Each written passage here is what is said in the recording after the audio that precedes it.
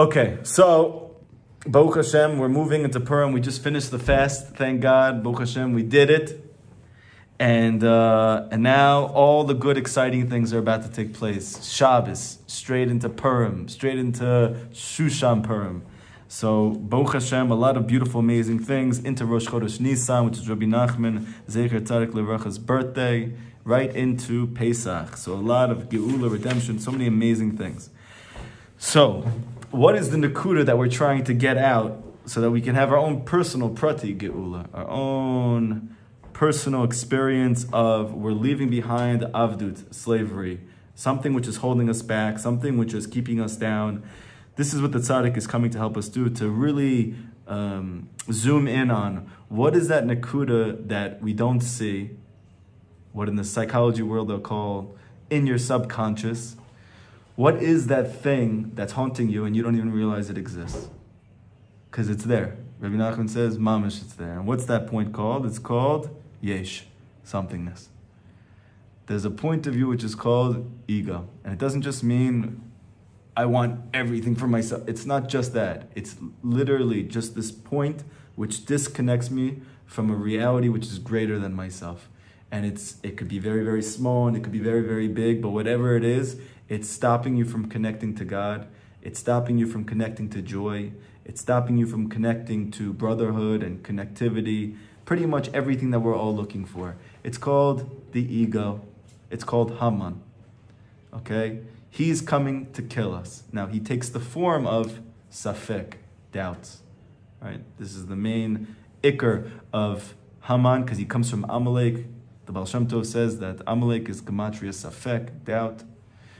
Now, it's fascinating because the Torah, we know, everything was created from the Torah.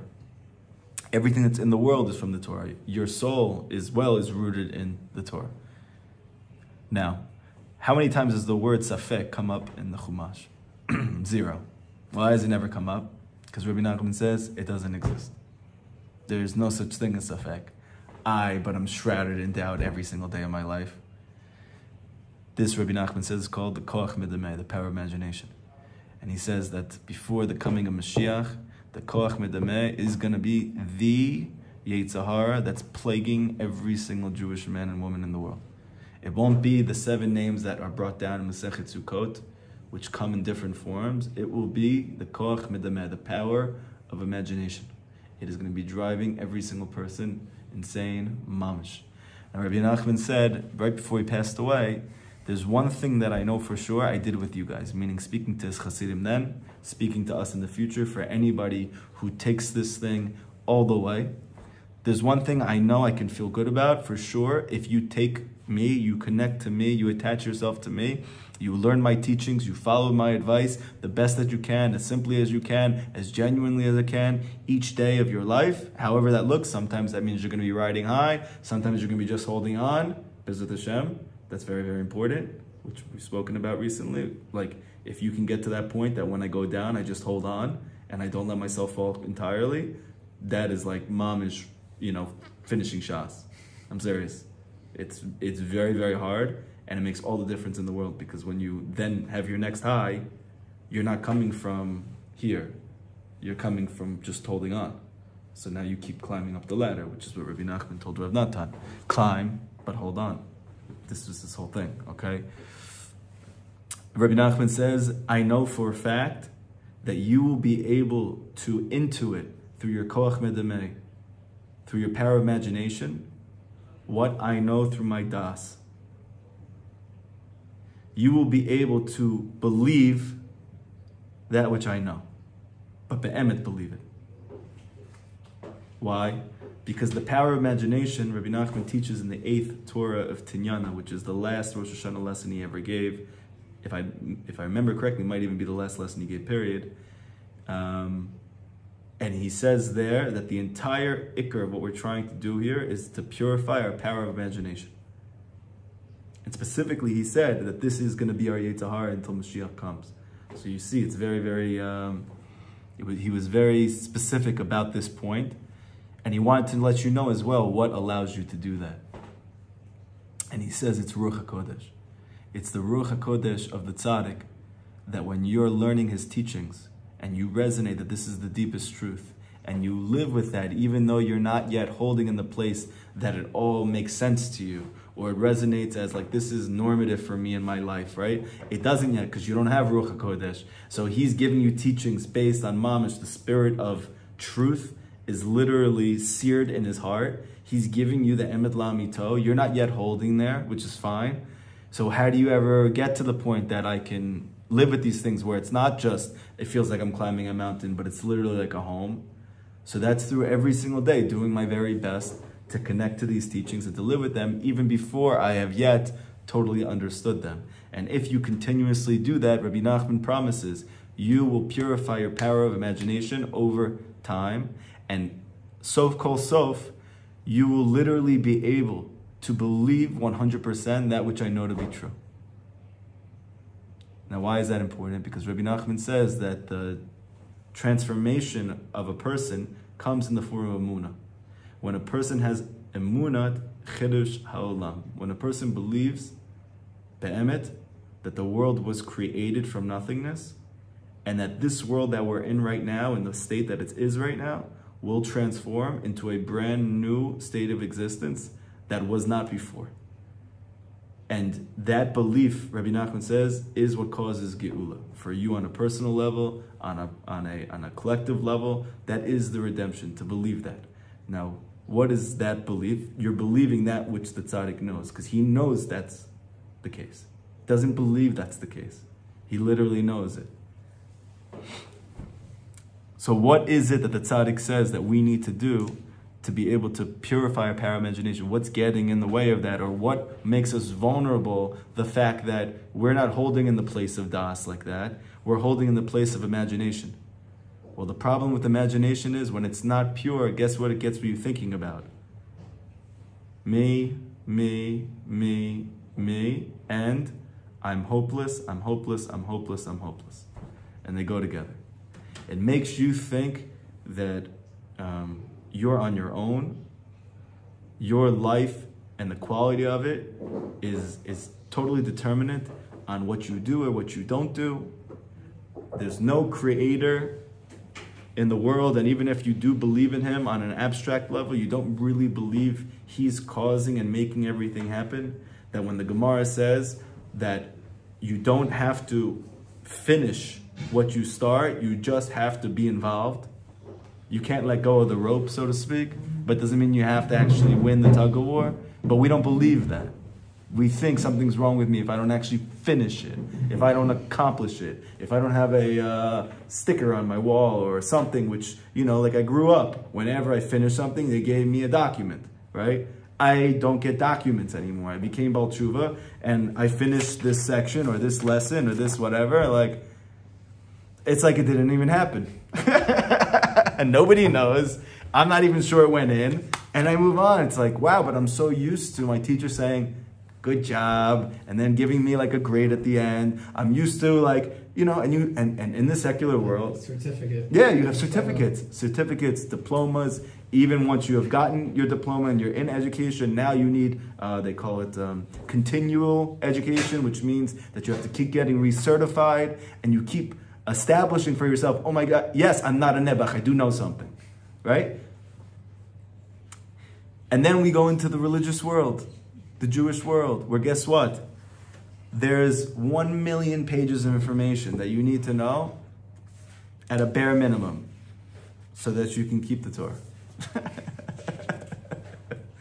And by the way, along the way, nobody's going to know anything that you do except for you. No documents, no nothing. You may have a siyum. It'll be very quick. And even when you get there, you won't even, like, you're not really sure. I learned it, but do I really know it? I don't even know if I remember anything on any of the pages, right? Right? I don't know. It's not like when I studied for the test and I kept having to boom, boom, boom, boom, boom, boom, boom, boom, boom. And then, like, I have all this useless information, mom, is stuck in my head. I'm not even sure. This is all coming from the ego. It's all coming from the power of imagination. Like, I remember when I came to my rabbi and I had just started learning, and I said to my rabbi, I said, listen, I never learned Chumash, I never learned Tanakh, I never learned Bavli or Yerushalmi. I don't know even the Hebrew alphabet. Can I become an Orthodox rabbi? He looked at me with a big smile, he took my hand and he said, do you want? I said yes. He said yes, then you can do it. But then when we got started, and everyone brings out these gigantic books, about 4 times as big as any book I ever seen, and when you open up the page, the letters are about 20 times smaller than I've ever seen, filling up the whole page. Like you have as much on one page as you have in an entire book that I grew up reading. And I see them, and I don't even know a letter in the first word. And I'm looking around at all these books, and I'm like, how am I ever gonna do this? I don't even know where to start. And I remember for like days, weeks, I'm pretending I'm learning, and I'm just looking around and like, what am I doing?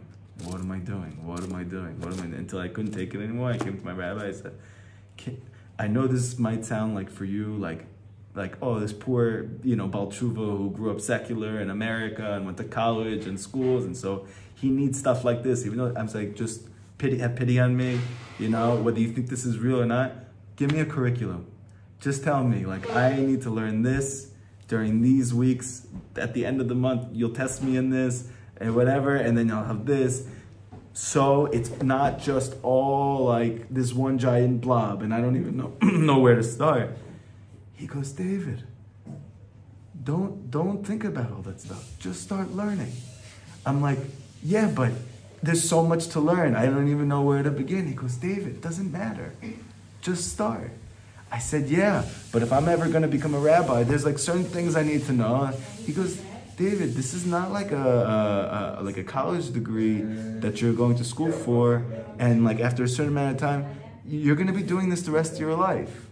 This is just your life now. You just sit and you learn and you're happy, and that's it. You don't have to. There's no like, I get somewhere. No, it's like this is a real thing, and so it's not like what you did before. You just sit and you learn. And I couldn't understand what he was saying. It was like I was speaking to an alien. I had no idea what he was saying. And I was really like having a nervous breakdown. I was like, what am I doing? What am I doing? What am I doing? This doesn't make any sense. And it was only after I got to Rabbi Nachman, like be'emet. And he just like, nothing exists in the world except for Hayom, today. And you don't have to worry about tomorrow at all. And you don't have to worry about yesterday at all. You don't even have to worry about last moment. It's just right now. What do you want to do right now that can get you closer to Hashem? Oh, I'd love to learn the Aleph Bet. Okay, well, how would I do that right now? If I only had this moment right now, what would I do? I'd learn Aleph. Okay, so let me look it up. Okay, learn Aleph. Okay, I got it. Aleph, and I write it over and over and over and over again. Okay, great. What would I do now? I learn Bet. This is fun. Look at these letters. They're so interesting. And I write the letter Bet. Oh, and there's a dot in the middle. I wonder if there's a dot in the middle. There's not a dot in the Aleph. And then I give them. And then someone comes over to me like, oh, but you learned this. Oh, Pythagorean theorem, this is it. So, this is how I started learning Gemara. Like, I learned the third Torah, Likutey Moharan. Rabbi Nachman speaks about learning Gemara at nighttime. I'm like, okay, I'm going for it. And I opened up the Gemara. I'm like, oh my gosh. I'm like, okay. That ace is rough. Like the last thing I want to like, oh, give me anything. Yeah. Just It's like off and bet mixed. I can learn Gemara. I know how to do it well. You see a blob of words in my eye. I don't know where to start. Yes. So what I did was, I did just literally what Rabbi Nachman said. He says, start from the beginning. And just start. So I'm like, okay. And I do the first word, and I look up the first word, and I find the definition, and I write it down. And then, after about 20 minutes, I look up the next word, and I got the definition, and I wrote it down. And then I did that again. But it wasn't like in the beginning when I'm just sitting there, I'm like, this is what Hashem wants me to do right now. Just do what I can do and enjoy it, and that's it. And that's how I started learning Gemara, literally like that. Every night, I was getting up like in the middle of the night, or I was already up and my family just went to sleep, And I just sat there in front of the Gemara, and I didn't say, I have to learn a daf, I have to learn an amud, I have to learn a half a page. Nothing like that. I literally am like, I'm going to learn for a half an hour now. Whatever happens, happens. Sometimes that was a word, sometimes that was a sentence, sometimes that was 2 sentences. And then, like, you don't know what happens, but after, like, weeks of doing this, you get done with 3 sentences instead of 1 in that same amount of time. And then, like, you just keep doing that, and it's like a few sentences, and then... Yeah, I remember I was in a yeshiva, and like Bolshevik yeshiva, but their thing was like they tried to keep the guys away from art scrolls as much as possible. Right. It was just pure Gemara, and I would go back to my old Gemaras and Sfarim that they would teach us, and I'd have my what's it called, my dictionary next to me. Yeah. And there's guys who would like learn a lot of English books, and they'd cover like 10 books, a week or whatever, just keep reading books. I'd barely be able to flip a page or 2. Right. But I'd have my dictionary, and I'd go and I'd erase all these. I'd have like 1,000. Every word had a simple words. Yeah. I'd have like a little translation. Something. This is. But looking back now, that was the best thing I'd ever done, because it forced me to push through all this Hebrew, and I don't, And on top of that, like that's what Hashem wanted. Like that was you. That's for a person who learns Kol Yom and he finishes a daf in an hour or a few hours. That's you doing 1 letter. That's how Hashem looks at it. It's not like, oh, one day you're gonna get there. No, that's your daf. Your daf is that 1 word. And for the guy who's been learning his whole life, if he has to hit the Rishonim and this the and that, that's where he is. The Baal Tanya says that yes, at the end of your life, there is like the Rambam says, there's all your zchuyot, and then there's the opposite, and Hashem makes a decision. But he says that through your existence in the world, Hashem is not looking at you like that. Hashem is looking at you from where you are.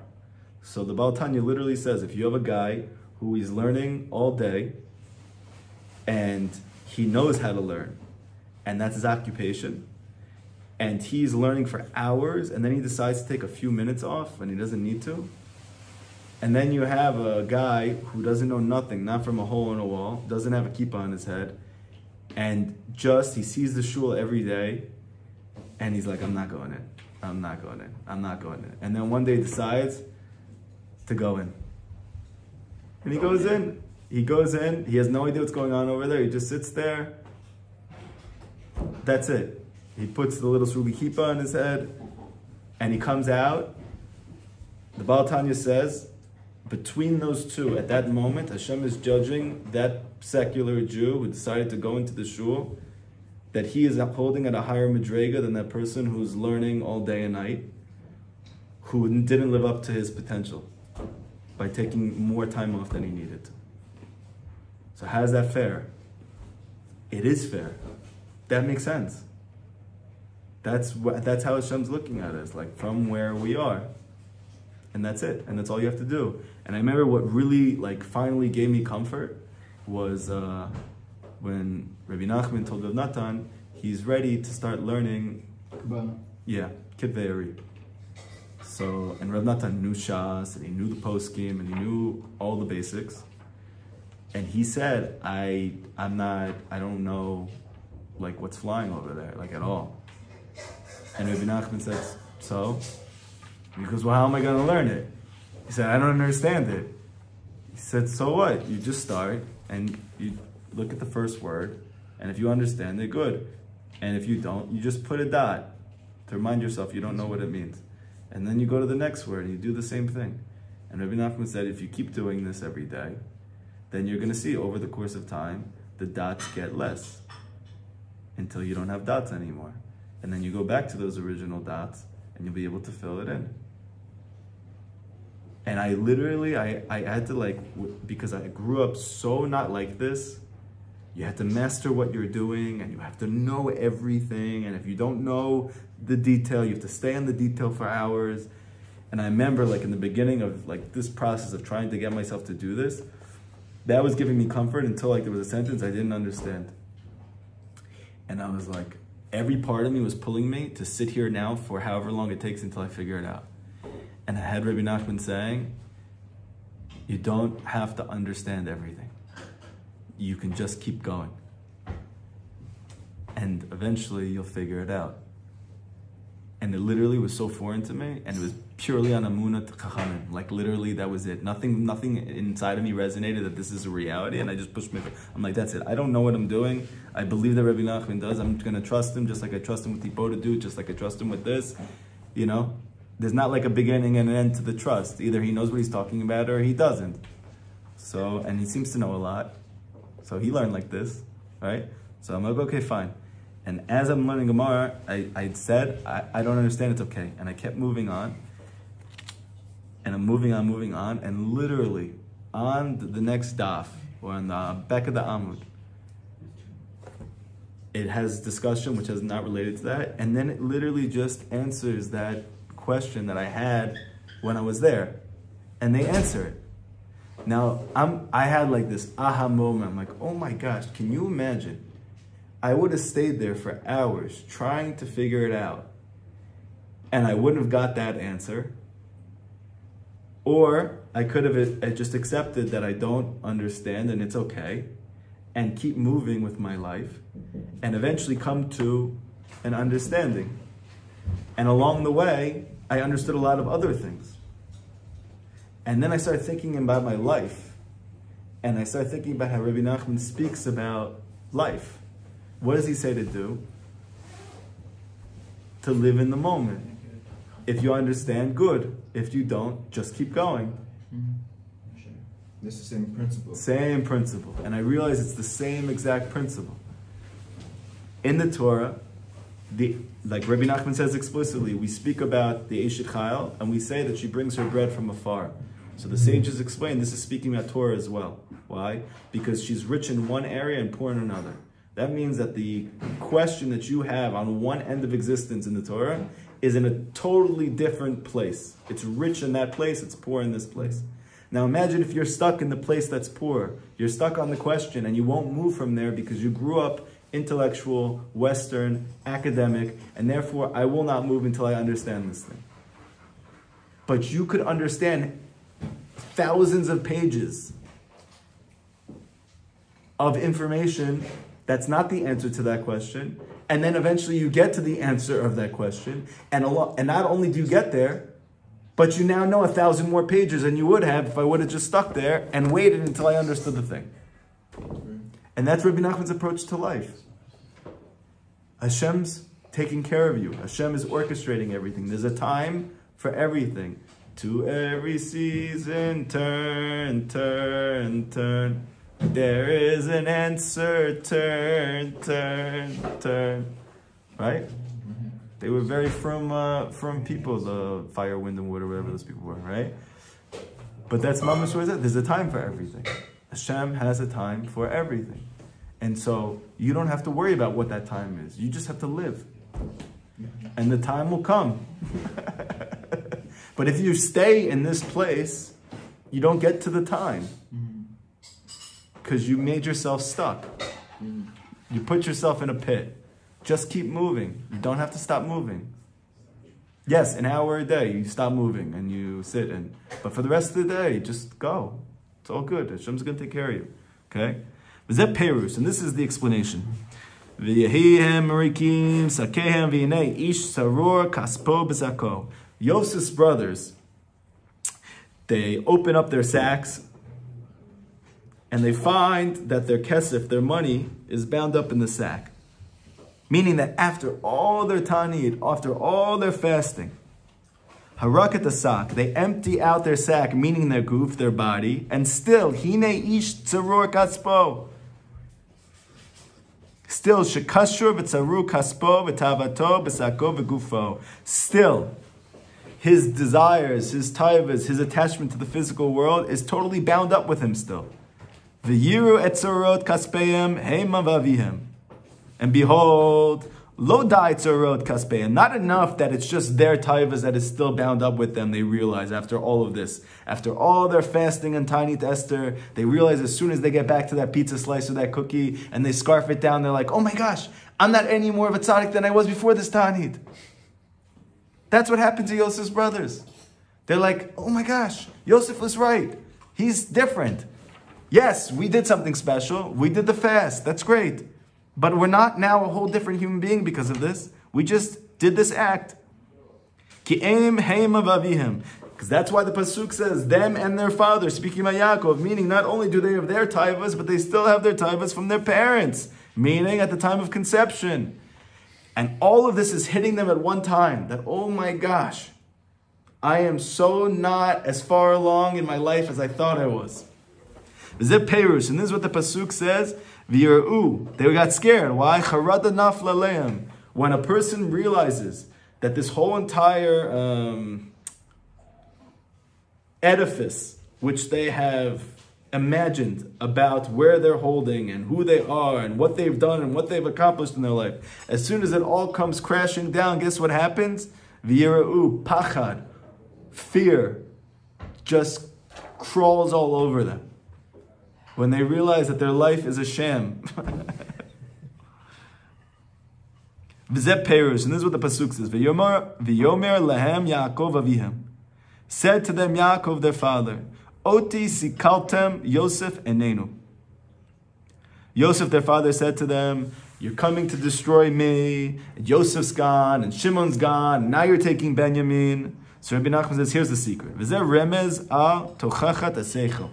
He says that Yaakov Avinu, their father, the concept of Av in Kabbalah, Av is always the principle of Chokhmah. It's called the father principle. Okay? So whenever the Torah is speaking about Av, Avihem, it's speaking about the sphere of Chokhmah. Now, if you look at the Ramban's letter, Igeret Ramban, which Sephardim have a segula to say it every day.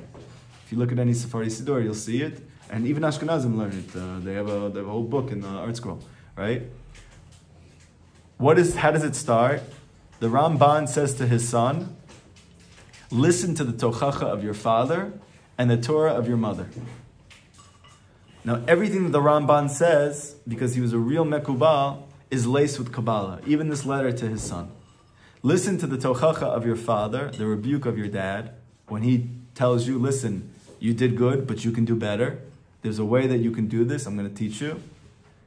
He always shows you that there's more you can accomplish. And listen to the Torah of your mother. Now in Kabbalah, tochacha comes from chokhmah. The wisdom, the concept, that's why Rabbi Nachman says, and it's clear from the sages, only a person who's wise listens to tochacha. Why? Because not only is chokhmah the sphere of tochacha, of rebuke they call it, you know? Positive. Only someone's wise. But it's also the sphere of bittul. They go together. Meaning? What's tochacha? Tochacha means rebuke. It means like... No, but like, what is like a healthy version of tochacha? Rabbi Nachman's teachings. Oh, okay. Yeah. Every time that he shows you that you're not holding in a place that you are, and then you hear it and you want to, he's giving you tochacha, but you don't realize it. Is that chizik or? Yeah. So it comes off as chizik, but he's really telling you what you're missing. But when you hear it from, let's say, a Musar book, you start to cringe. Yeah, because then it just says that it like opens up a hole that I'm never going to succeed. Right. So what's the difference? Because Rabbi Nachman said in this last lesson of Rosh Hashanah that only the tochacha which comes from the tzaddik emet is like the voice or the river that flows from Gan Eden. It's the sweetest thing in the world. It's the Kol Yaakov. That's why it's called Kol Yaakov. It's mamish sweet. That's why when Yaakov came in, Yitzchak Avinu said about his son, wow, it smells like Gan Eden. And he says, this is the voice of Yaakov. This is the whole ikr of the tzaddik. That every single, Rabbi Nachman even says it in one of his lessons, that these lessons, Torah is constantly rebuking you. Meaning chokhmah, wisdom, is constantly showing you what you're lacking so that you can grow into it. But not that you feel like you can't. Because that's tochacha from someone who's not the tzaddik, which is why the Gemara says that people who are not tzaddikim and they give tochacha, they don't know how to anymore, right? And therefore it causes more damage than if there was none to begin with. But when it's coming from the sphere of chokhmah, which is real tochacha, so that's the tochacha of Yaakov Avinu. And that's why it said, Yaakov said, you're destroying me, meaning you're causing me to depart. Why? Because this is a remez, a hint to tochacha aseichel, the intellect. Because the seichel mochiach et abalegava, that a person who's arrogant automatically Seichel rebukes him. And that's what we were saying before. Rabbi Nachman says, what's the ikr of the tzaddik? That he can make a person who feels that he's very far realize that he's very close. And he can make a person who thinks that he's very close realize he's very far. Who's a person who thinks he's very close? A Balei Gaiva. What happens? They hear from Rabbi Nachman, they hear from the Baal Shem Tov, and immediately it's the first person they've ever experienced who makes them realize that they're much further than they think that they are. Why? Because they're holding on to Chokhmah, the sphere of Chokhmah. And therefore, when they hear Tochacha from that place, they actually realize, wow, it's far. That's what Chokhmah is supposed to make you feel, far, but in the best way possible. That's why Shlomo Melech said, I pursued Chokhmah, right? We said that there's nobody as wise as Shlomo Melech, so we think that means that he knew everything. But Shlomo Melech said that I pursued Chokhmah my whole life, but it's far from me. So the pshat is, simple understanding is, he pursued wisdom, understanding of life, and still at the very end of everything, I never really hopped it. Meaning to try and show you a life where you're pursuing wisdom, that's not a meaningful life. What about the opposite?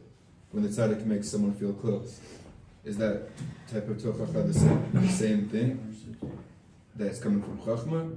Because it sounds like the opposite. This could be coming from a different place to bring you in.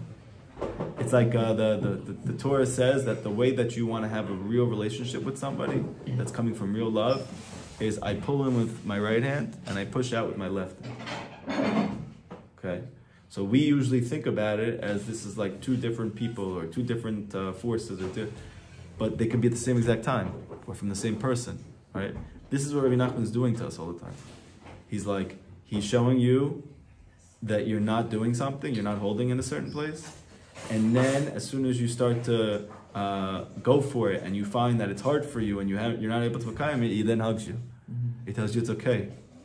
It's okay. You're going to get there. Slowly, right? And then when you're finally feeling good, you're like, oh my gosh, I figured something out. You learn another lesson. It's like, oh, I don't know anything. And then it comes in again. And that's how you grow. Okay? Now in this case, that's the seichel.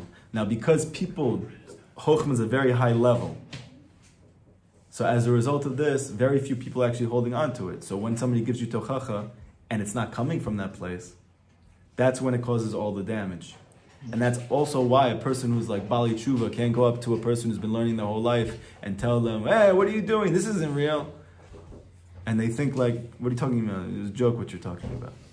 They need Rabbi Nachman to tell them. Why do they need Rabbi Nachman to tell them? Because he's holding on to Chokhmah. The truth is so evident by him and by them that it hits. Now, Shlomo Melech, when he said that I pursued wisdom, but it's far from me, so we said what the simple meaning is. But the deeper meaning is that I pursued Chokhmah and it's far from me, meaning he did get it. Not that it's far from him and he never realized it. He realized it. It's far from him. I mean, he got Chokhmah. It's called it's far from me. It's called it's far from me. Yeah. Meaning, if you are holding on to Chokhmah, you realize your distance from Hashem. And somehow that's satisfying. It's the most satisfying. Because a person doesn't find, it's not this, we think satisfaction comes when I attain the thing. Again, it's power imagination. That's not what makes you happy. You're saying the exact opposite. It's the truth. Whatever is the truth is what makes you happy. If the truth is that I think I'm doing these things right and I'm not actually, and I'm suffering tremendously, and someone says, hey, listen, I used to do that also. I thought just like that. And then I realized, actually, I'm still mad at my parents and I never forgave them. You're like, what? That has nothing to do with my problem. And then all of a sudden you sit and you think about it. You're like, oh my gosh, I am mad at my dad and I never forgave him. And I don't know, and I look at it. And then all of a sudden I realize that I'm very far from mental health. That person's not upset about it. It's liberating. He's excited. Why? Because it's the truth. Not somebody's truth. It's the truth. Right? It's the truth of truths. When it's somebody's truth, no good. It doesn't make you feel like that. That's not what Chokhmah is. It's far from me. That's real Chokhmah. Rabbi Nachman says that the closer you get to Hashem, the further you feel from Him. Now that sounds like, oh my gosh, why would I sign up for that? But it's not further from Him, meaning I'm feeling more scared now as a result. I feel less sure of myself. It's nothing like that. It's that my ego is getting smaller and smaller, and so the presence of God is getting bigger and bigger. That's not something scary at all. That's not something alarming at all. It's the most beautiful thing in the world. You'd realize I have nothing to worry about. Literally, Hashem is all around me, and He's beyond all of those things. Like when Rabbi Nachman was, just sitting there, they would be around him. Let's say like he has his Kiddush cup and he's making Kiddush, and they say like he's sitting there with the Kiddush cup for an hour. Just like this. Like his eyes bugging out of his head, and everyone's just staring, looking at him, and they see his face changing colors, and he's not doing anything. And he says, and then he takes. Like what was going on in that moment? He's we don't even know what this is, but he's experiencing the true enormity of a mitzvah and how it has total unity with the Ein Sof, and he's experiencing the enormity of that in the Kiddush cup, with the kos, with the juice, with the wine. If I was a big Talmid Chacham when I was sitting there, I was thinking, I was like, wow, I thought I knew a lot. I've learned all of Shas 10 times over. Right. And I realize I don't know. Right. I have no idea what's going on. Right. And then on the other hand, he will talk to you about just like stam things, like whole things. Business or whatever. Whatever's going on with you. Hey, what happened at the sports game over there? And then it would like when Rabbi Nachman's brother came over for Shabbat, after Rabbi Nachman became a Hasidic master and he became found out, and then people started coming to him for Shabbos. So his brother, you can imagine, he grew up with him, never knew who Rabbi Nachman was. He didn't know who his brother was. He hid it his whole life. Now, cat's out of the bag, and his brother Yechiel comes over and spends Shabbos by him, and he sees he has all this Hasidim, and he's just observing. You can imagine, just watching this whole thing.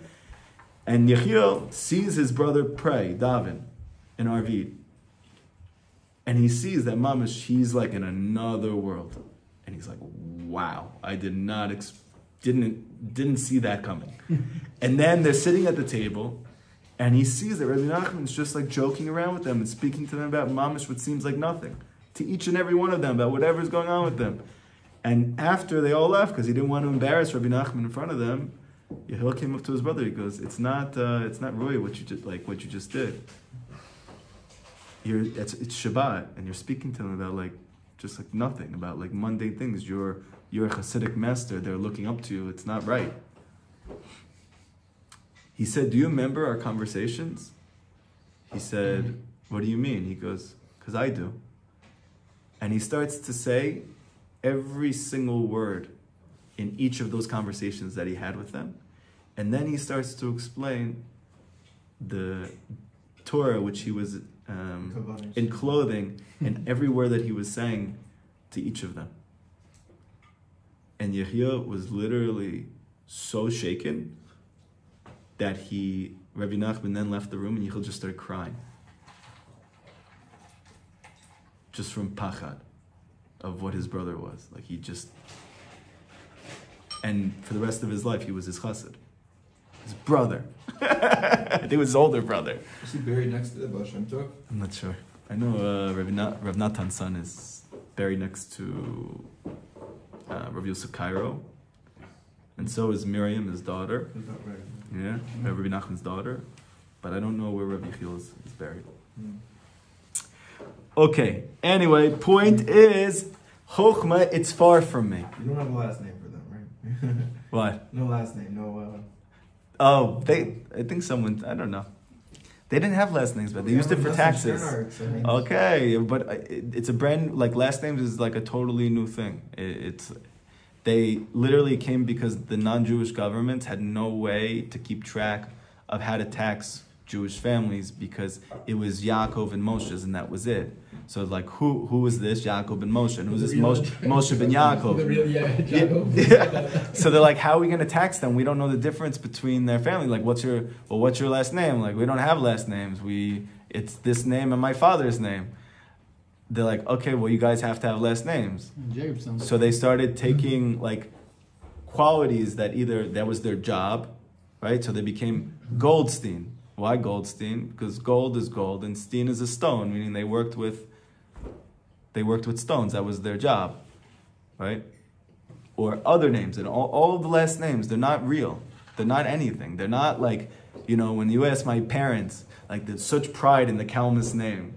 It's like 200 years old. It never existed before. It's like a brand new thing. You been your parents. That's everything. Like this whole last name thing, it's like we did it for tax purposes. Okay? The Seichel rebukes the Baal Gaiva. Haratzim litgadel. Why? Because the person, he's trying to aggrandize himself. He's trying to feel like he's higher in a place than he is. Because Yaakov bechina the Seichel. Yaakov's always the concept of the intellect, meaning real chokhmah. Kamos shetirgam Onkelos, like Onkelos said when Esav said about his brother after he stole his birthright, V'yakveni, that my brother V'yakveni. And if you look at the middle of that word, Yakveni, it's actually the word Yaakov. He's saying that Yaakoved me. This is actually the first time that someone said he Jewed me. No, I'm serious. That's a real thing. The fact that people say that, he Jewed me, and what they mean by it is not a new invention. It's literally in the Torah. Targum Onkelos spelled it out 2,000 years ago. What does it mean when Esav said V'yakveni, he Yaakoved me? Rachmani, he outsmarted me. Oh my gosh. It's a real thing. But that's literally what they mean when they say he Jewed me. That's what I'm saying. He outsmarted me. They used it in a derogatory way, and Esav also used it in a derogatory way. But guess what? That's a real thing. But it's also Shevach because they're saying he was smarter than me. That's the whole. That's why Rabbi Nachman speaks about in the Torah of Ayah. He says that even when people are worshiping Avodah Zarah, they're really worshiping Hashem. They don't even know it. Same thing. When people insult Jews, they're complimenting them. They don't even know it. Nobody knows what's going on. Ki Av b'chokhmah. Why? Because Av is in chokhmah, like I just explained in Kabbalah. Right? No, meaning the seichel mochicham v'omer lehem. The seichel, the intellect, meaning one's chokhmah, it rebukes them if he's connected to it. And it says, Oti shikaltem. He's speaking to you, the person who's involved in all these acts of tzidkis, of righteousness, trying to grow, and yet you have lost track of the fact that you're doing a lot of external things, but you're not actually moving on the inside toward it. And so a person's own seichel. So a person's own seichel, or you're connected to the tzaddik, and the tzaddik's doing it for you in the sweetest way possible, like we're having it happen to us right now. Through his teachings? Through his teachings. Rinach said, all of Torah is constantly rebuking you, because it's chokhmah. It's just that Torah does it in a way that, because it's coming from a very high place, it doesn't feel pejorative. Even if it's a random halacha about, I don't know, tying your right shoe first or whatever. Yeah. That's tochacha. He said, Rabbi Nachman literally said all of Torah is tochacha, the whole thing, from the beginning to the end. Kiko mitkae chokhmato mistaleket mimenu. Because it says in Masechet Pesachim, Samech Vav, all who are arrogant, his wisdom leaves him. Oh, it's so clear right now, right? All who is arrogant, his wisdom leaves him.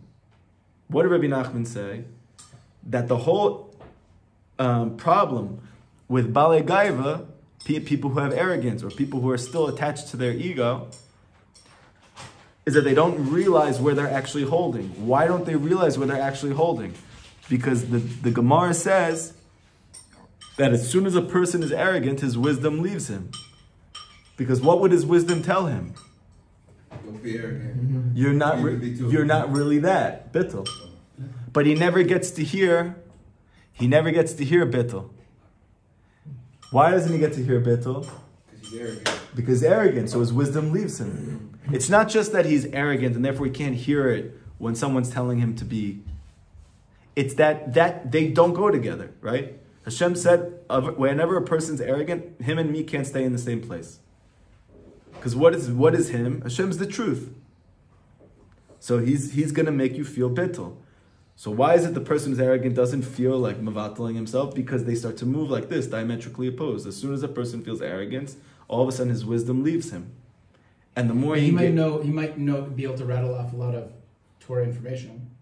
That's not. It's called secha, but No. In Kabbalah, that's not chokhmah. That's not chokhmah. That's not chokhmah. I've got something, but That's das Torah, that's Yediyat Torah, that's knowledge of Torah, that's coming from those six. That's coming from the six lower sefirot, which are bound. But once you get to this higher place of actual Chokhmah Bina Das, that has nothing to do with the Yediyat Torah.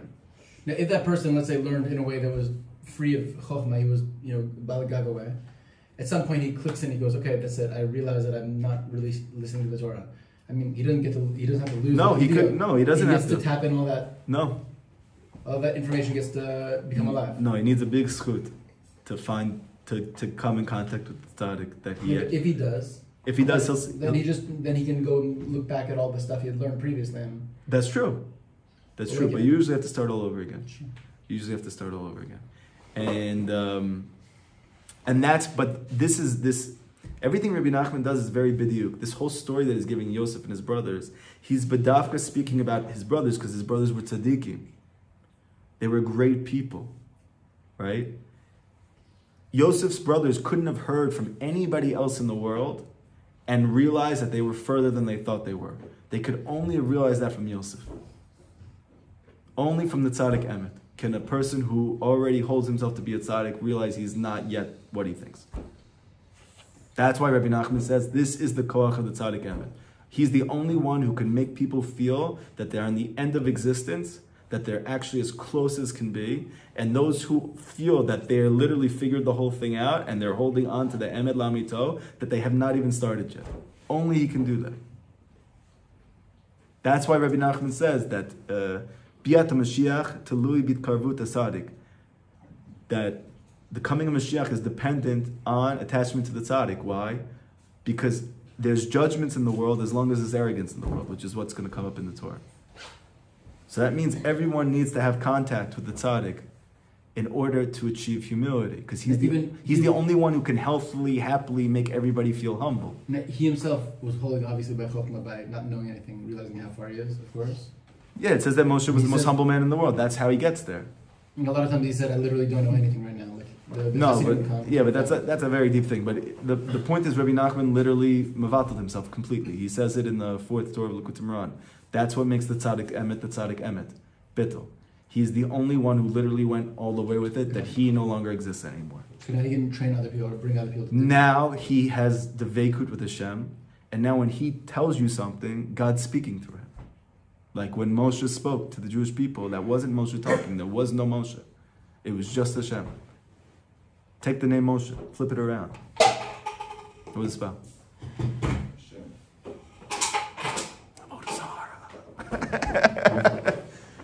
But my rabbi, Rav Walken, Zecher Tzadik Livracha, he literally said, who is the first ventriloquist? Moshe. The Gemara said that the Shekhinah resided in Moshe's throat. I mean, he didn't speak, he never spoke. This is what he would do. And then Shem just talking through her. Just talking through her. That's Rabbi Nachman said, I got there. That's where I got to. Just not as nerdy. You didn't know Moshe well. you should read the Midrashim about him. You'll see a lot of commonalities. By the way, there's a funny story where somebody came to Rabbi Nachman and said, help me, I want to just totally mevatel all my arrogance. He said, arrogance? What do you have to be arrogant about? He said, take me for example. I have no arrogance at all. And if I have nothing to be arrogant about, you for sure have nothing to be arrogant about. This is what he said. Yeah. Well, that's a good one. But again, he literally meant what he was saying. He said, if I reached the pinnacle of spiritual existence and I'm not arrogant, I have nothing to be arrogant about, I have nothing to be holding myself of, then you for sure don't. What are you talking about? And the similar thing, I heard last night at the wedding, someone was telling me that Shtaim also said basically the same thing. Someone asked him, how do I know this guy? Yeah. And he said, well, have you ever learned Shas? He was like, no. He's like, I finished the Masechta. So what do you have to be kind of Yeah, there's a lot of stories like this. My rabbi also told me another story. He said that somebody came to, I forget who it was. It was like a place where Mesilat Yesharim was like their Likutey Moharan. They carried around with them everywhere. It was like the thing. I have Mesilas Yesharim when I have my time. I'm studying it like deeply, and I'm trying to get from Madrega to Madrega on that ladder that the Ramchal is speaking about. Like that's the whole shebang. So it's one of them. I guess he got to a point where he realized you can't get to the next stage without having no arrogance whatsoever. So he comes to his rabbi and he says, by the way, this is like, for me, this would have been too harsh and I probably would have just like stopped doing tshuva, but I guess for him it was okay. He came up to his rabbi and he said, Rabbi, he was in the middle of a shiur. He said, he just got so excited. He goes, remove all my arrogance from me. I don't want any arrogance whatsoever. I don't want to think nothing about myself. Like I realized that I can't get any further if I think something about myself. Help me. He looks at me and goes, what? And he said, just take all my arrogance away. He goes, huh? Who are you? He goes, what? He said, what's your name? He goes, what's my name? I've been learning by you for years. I'm one of your students. He goes, I forgot your name. I'm sorry. What did you say your name was? He said, my name? What do you mean my name? You know my name. Every day I'm learning by you. You're my rabbi. He goes, I have no idea who you are. What are you talking about? That was his way of showing him he was nothing. Now for me, I would have just went home crying and probably would have went back to wearing my tie-dye t-shirt and smoking pot, but... I feel like arrogance has nothing to do with... First of all, it has nothing to do with where you actually hold in. And second of all, it has nothing to do with someone being low or high. So again, this is the two different drachim of, you have like the Lita way, which is this path that I just told you about, and then you have this greater, higher consciousness of the Baal Shem Tov, that he comes to tell you that real humility means emet. So what's Rabbi Nachman saying? He's saying if he is closer to the emet, shouldn't it be easier for him to get honest? It's true. Aval, when this person is speaking about humility, like there's different gradations. It's like a spectrum. There is a level of arrogance, which means I hold something that I did as being very chashuv and very important. And a person does have to nullify that. But then there's an element of something much deeper where I know exactly who I am. And that's my humility. But it's gradations, and there's levels. For this person who's coming up to Rabbi Nachman understood from him that he needed this level of humility, which is the level of thinking that I have achieved something, and now I don't know really what to do next because I've already reached something. Mm-hmm. So Rabbi Nachman had to show him, if I have nothing to feel good about in this area, you definitely don't have anything good to feel good about. It wasn't coming from a place of diminishing his self-esteem? No, never. Okay. Never. This is not the way of the Baal Shem Tov. It's not the way of the Hasidic masters. Never. Oh, okay. Yeah. Because it sounded a lot funnier that way. Yes. Do you think the other Yechidei also have this level of speaking from the mouth? Like Hashem speaking through them? Everyone. Rabbi Nachman says all the tzaddikim. This. All the tzaddikim. No, all the true tzaddikim. All the tzaddikim emes have this bechina, and obviously some more so, right? And this is related to the term Yivarach Mepi Elyon. People say that Sfardim Kabbalah, like you give them a bracha and they say Yivarach Mepi Elyon. Like it could be, yeah. But when it comes to a bracha, Rabbi Nachman says in Sefer Hamidot, a person who loves someone can bless them. It's effective. Only a person who loves someone can bless them? Can truly bless them. You have to love a person to bless them? Yeah. That's why the Kohanim, they before they give their blessing, they say Be'ahava, with love. Meaning that's the prerequisite. It's the prerequisite. If they couldn't say that, they wouldn't be able to go up to the bima and start blessing everybody. The Gemara, I don't know if this bracha is, but the Gemara says that you shouldn't take lightly the bracha of a head yet. Like even a non-Jew it says. Even a non-Jew? Yeah. Really? Yeah. So I know they're blessing you with love. You don't know. Not Jewish. You don't know, but maybe somebody is. That's what I'm saying. Don't take it lightly. Take it lightly. Also, just in general, words are highly impactful. So just forget about the blessing part of it. Just words make a difference. Word. Yeah, word. Okay. Now, says, you made me depart. Meaning Yaakov saying, I'm your chokhmah, I'm your wisdom, I'm the part of you that makes you realize that you're further from Hashem than you think you are, but now I'm gone because of you, meaning your arrogance caused me to depart. The Yosef eineno, and Yosef's not here anymore either. Why? Zebechina tikun Ham uvat, which means that Yosef represents to heal or to rectify or to remedy anything which is broken or twisted. Okay? This is the function of the Yesod. Like we spoke about in last class. The Mashiach ben Yosef. What is his whole thing? What do we say the Gematria Mashiach ben Yosef is? What do we say? Come on, Noam, we just did this together. Tikkun. Tikkun. What is the Iker of Yosef? What is the Iker of the Tzaddik Emet? What is the Iker of Mashiach ben Yosef? He fixes that which is broken. What did Rabbi Nachman say? If you believe you can break, believe you can fix. Why is it that when he says it, we believe him, but when the therapist says that, we don't believe him? Because he's the Tzaddik Emet, because he's Yosef. Because he means it. Meaning when he says it, he's not saying it from like, I learned it from my teachers in college. Saying like, I know this for a fact. Everything that can break can fix. Everything that's twisted can become straight. Everything. Why? Because that's the koach of Yosef. That he fixes everything that's broken. Okay? If something's shattered like in a bunch of, like a billion pieces. Yeah. He fixes it. Same on my side, just my dira that I shattered one of the glass doors of my shower. So I just had to replace it, a bunch of pieces. Yeah. You can't fix it. It's glass. That's what you think. Or we replaced it. That's what you think. Because we're not that.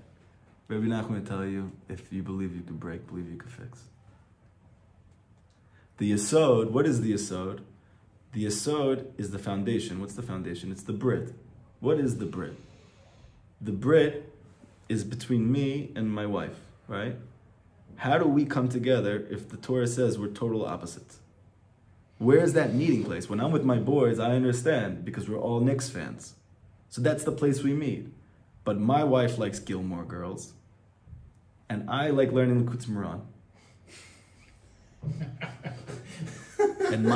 And my wife reads Harry Potter still. And I'm doing Hippodah in the field for an hour.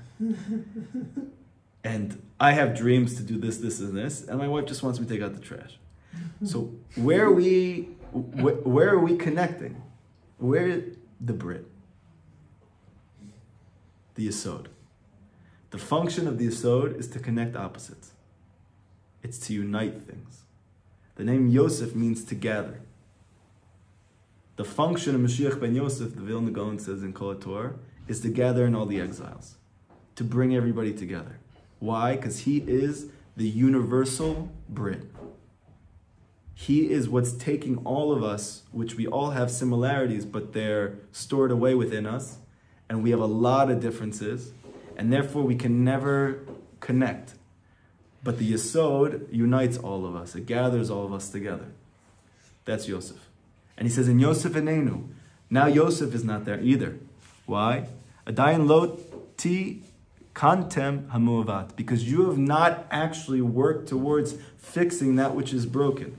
You have only been focused on creating and embellishing the shell, which is external.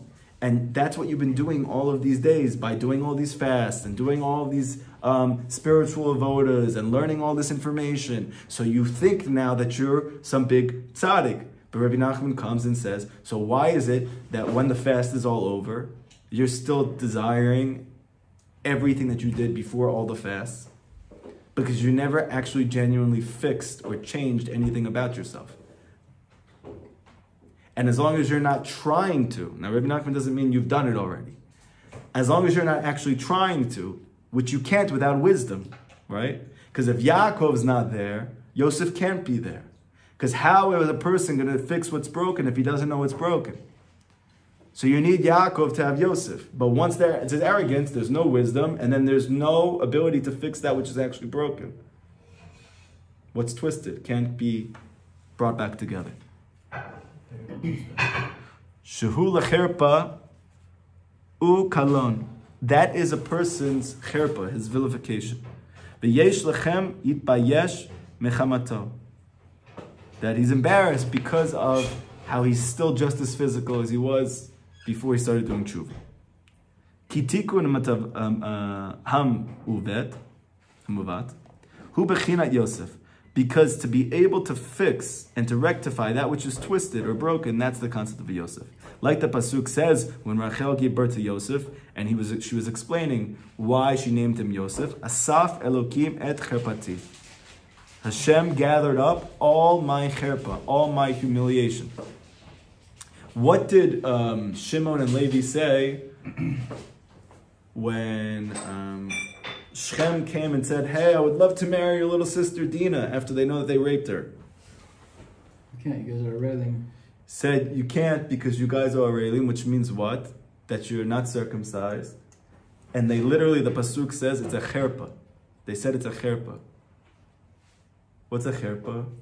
It's a disgrace, it's embarrassment. You literally see from there Rabbi Nachman saying, that's what's called cherpa from the Torah. Meaning, you're not circumcised. Meaning, you're not a tzaddik. That's the cherpa. So we're all this great thing. But the point is that as long as you're trying to be one, and you're trying to, and you do that by attaching yourself to one who is not, doesn't have the cherpa, who's Yosef, because he gathers up all the disgrace, meaning he gathers it up from you. That's what he's doing. You connect yourself to him, and he's gathering up all the cherpa. And all the different advice that he's giving you is to gather up the cherpa more and more. You don't realize, like one day you're getting up for chatzot, and you're doing an hour hibodadut, and when you see women in the street, now you're actually looking down. How did that all happen? He gathered up your cherpa. You just did it in ways that you don't even realize what's going on, and then one day you wake up and you're like, you're not interested anymore. How did that happen? He gathered it all up. That's what Yosef does. He gathers up the cherpa.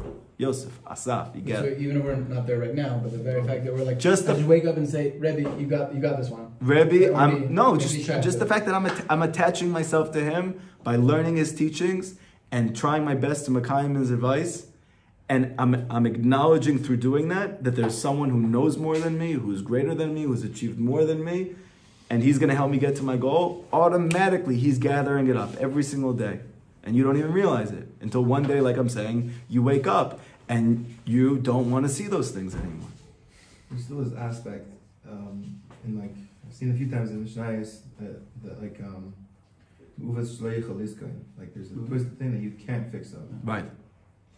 Like, it's like, if you miss like davening a certain day, you miss a musa, if you miss something, you can't make it up. Right. So, Exactly. That's right. Yeah. Great point. So there is a concept in Chazal that there are certain things that are bent that can't be made straight. I think that was talking about a mamzer, Davka. No, speaking about tefillah. That's specific mission. I think it was there's a mission like that. There's like it comes up a few times. It talks about if you miss a korban, chagila or something, or like you miss shachrit, you can never get it back again. Sure. It doesn't mean you can't fix it. No, but it gives the pasuk. The pasuk says that which is bent, that which is bent can't be made straight. It still fix it. There's a million. The talks all the time about. Okay, so one time, wait, slowly. So the Gemara says that there are some things that can be made bent and can't be made straight. Okay, good. The Gemara also says there are certain things you can never do tshuva for. Certain things. What's the chiddush of the Zohar? What was the chiddush of the Arizal? What was the chiddush of the Baal Shem Tov? What was the chiddush of Rabbeinu? That you can do tshuva for anything and everything. And anything which is broke can be fixed. So you're going to say, well, how does that make sense? If the Gemara is saying it's not like that, and you're saying it is like that, so how does that work? So again, there's an emet and there's an emet lamito. The truth is, this thing can't be fixed. But the truth of truth is, this thing can be fixed. If you attach yourself to the lower truth, you'll never be able to fix it like that. But if you attach yourself to the truth of truth, you can fix that also. That's the whole ikar of Yosef, is that he is able to fix everything that's broken. And if not for Yosef, then you can't. Those things that are made bent in these specific areas can't be made whole. But now, Shimon eineno, and then Yaakov says, and now Shimon's no more either. Why? I know, because now that you don't have wisdom because you're arrogant, and now that you don't have wisdom, you can't actually fix that which is broken. So now guess what? You don't have Shimon, meaning what? Shimon hu bechinat ki shema Hashem ki senua anochi. What did Leah say when Shimon was born? Hashem heard that I was hated. Meaning what? The ikar of Shimon is that Hashem heard me. So what was the whole beginning of this Torah? What do you need the tzaddik for? To teach you how to pray. And what does that mean simply? That your prayers get heard. Very simple. Your prayers get heard. What do we learn in the second Torah Likutey Moharan that we did together? The weapon of Mashiach is tefillah, and the way that you access tefillah is through Shmirat HaBrit. Meaning, what allows your prayers to get answered? The Brit. Now, either you're holding by the Brit, or you're connected to the foundation, meaning the tzaddik.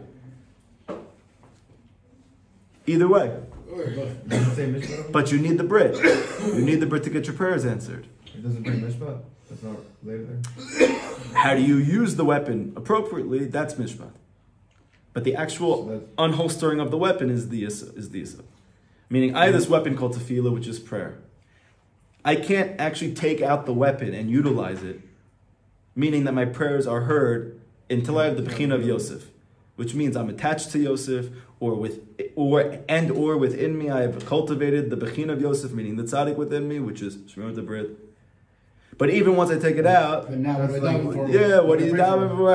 How do you know you're using it properly? What if I'm just like, like the guy, he gets excited, he never had a gun before, he watched all those movies, like, takes a, and he starts like, I can't even hold the gun properly because it's so much heavier than he thought. He starts shooting everywhere and he destroys his whole house. So that's the gun. So he says, so how do you make sure you need mishpat? What's mishpat? You give tzedakah. You have the bechina of Yaakov. It's the whole middle pillar. Right? I told you to go back and look at it again. And then you're able to utilize the weapon properly. Why? Because Yaakov and Yosef are always together. Can't have one without the other one. If something's wrong. Right? In Kabbalah, Yaakov represents the Vav, which is the hook, that which connects. Right? Like in the Mishkan, you have all the Vav. The Vav, the hooks, right? But if you spell out Vav, it's Vav Vav. So you have a big Vav, and then you finish the letter Vav by writing another Vav, but it's a smaller Vav. So in Kabbalah they explain that the big Vav is Yaakov and the small Vav is Yosef. So now we might think to ourselves, well, that means Yaakov's greater. So yes, on some level Yaakov's greater because he's this all-encompassing figure. But Yosef is greater in one specific way because he manifests a part of Yaakov that even Yaakov doesn't, which is the tzaddik. Meaning he takes that one thing like all the kids took something from Yaakov. That's why he's the big Vav. But he took what his ikr was that Yaakov was the tzaddik emet. But he took it and he just like went all the way with it. That's Yosef. So they're always together. That's why in this Torah he's saying that if Yaakov goes, then Yosef goes, and then your prayers aren't heard. Just like in the second Torah that we learned, that if you don't have Shmirat HaBrit, and you don't have Yaakov, meaning you don't have Mishpat, you don't give tzedakah, so then even if you do have Yosef, you don't really because you need Yaakov with it. They always go together.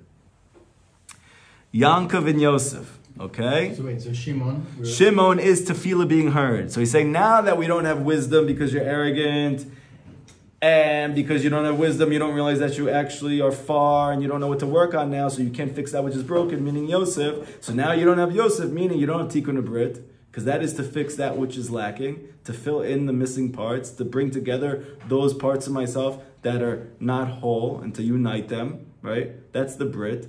That's why the Brit in Kabbalah is called Shalom, peace. Peace is to unite opposites. That's the function of the tzaddik, is to make peace, right? Not just peace meaning there's no violence, meaning that the different elements within you that are always combative start to find harmony with each other. That's how you find joy. That's how you find health. It's when things are working hard. That's shalom. It's peace. Okay? But now, you don't have those things. So guess what? Your prayers aren't getting heard.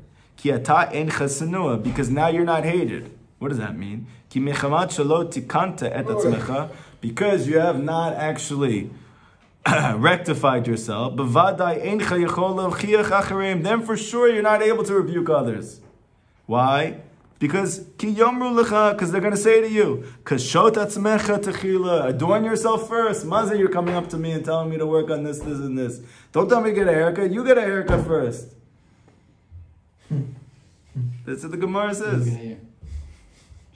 And that's the feeling that you feel. Go get pissed. That's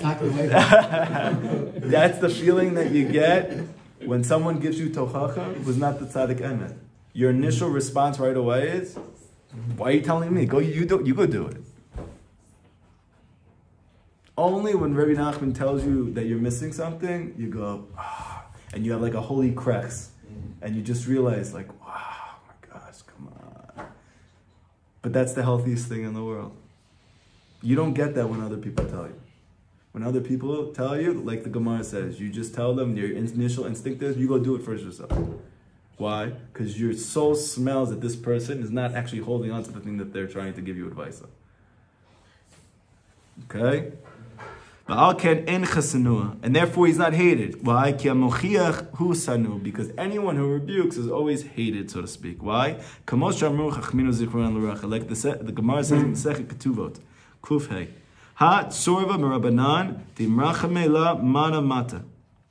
This Talmid Chacham, that the whole town loves him. It's not because he's holding in some very high maila. It's because he doesn't rebuke them in matters of heaven. Meaning, he's like a yes man. You know, he's like the leader of a community, and someone comes to him and they're not doing something that's right. And he goes, it's great, keep going. Someone does something that's asur, he doesn't tell them. Someone does something funky with money, doesn't say anything. He just goes, let's go, we're doing great. Everyone, we're always doing great. Okay? Now, this whole piece about rebuking people, he's only saying that as a siman for getting your tefillah heard. V'shimon enenu. Right. This whole piece is just like, it's like he didn't mean to actually say that we should go around rebuking people. He's just saying that's kind of like a... I'm saying you... How do you know that... The whole point of Shimon is that he's getting your prayers heard. What is it that allows your prayers to get heard? Rabbi Nachman says in the first Torah, Likutey, your prayers are heard through Torah, right? Why? Because they give you chaim. They give you grace. What does that mean simply? Well, the words of Torah? Yeah, it means when you learn Torah, b'koach, you get chaim. This thing called chaim elevates from you, and then when you come to pray, you have chaim in Hashem's eyes. What does it mean you have chaim? It's like, for instance, I say to you, give me $5. What do you need it for? Don't worry, bro, I gave you $5 before, just give it back to me. No, I don't want to give you $5. I just worked really hard for these $5. Why don't you just tell me what it's for? What does it matter to you? Just give me the $5. You want to give him $5? No, because there's any chaim.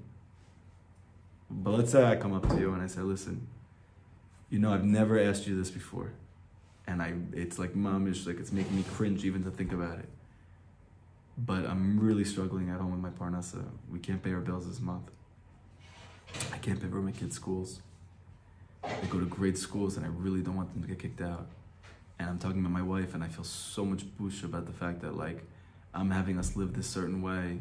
My wife doesn't even have enough money to put clothes on her back. And then you see my eyes, they start to water up and I'm like, please, anything you could do to help me, it would mean anything. And you literally just open up your bank account, you give me everything you have, even though you need it. What happened there? I had chaim. What does that mean, I had chaim? Humility. Humility. What about shekar chaim? Oh, so that's not it. But that's what, when you learn Torah b'koach, meaning you're getting chokhmah. Chokhmah doesn't mean information. Chokhmah means you're seeing that you're far. Then when you come to pray to Hashem, you pray differently. You're praying from humility. What does it mean to learn b'koach? 3 things. Actual volume, out loud, with volume. With actual energy, meaning you force yourself, not that you naturally have to feel energetic about it, but that you actually force yourself to energize your learning. So, for instance... There's only so much coffee I can kind of... It's not about coffee. I keep trying, it's not working. It's not about coffee. It's not about coffee. It's like...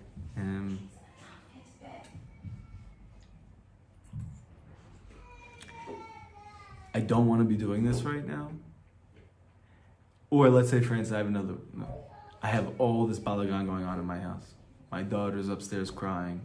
My wife's upset at me about the fight that we had earlier today. My kid is struggling at school.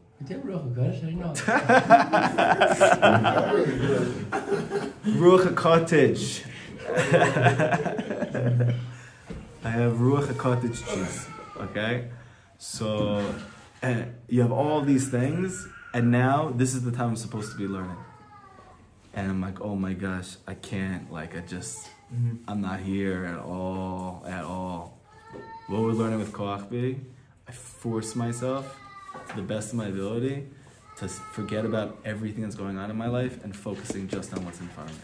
That's learning B'Koach. Okay? 3 things? That's 2. So you have with volume, that's this Koach.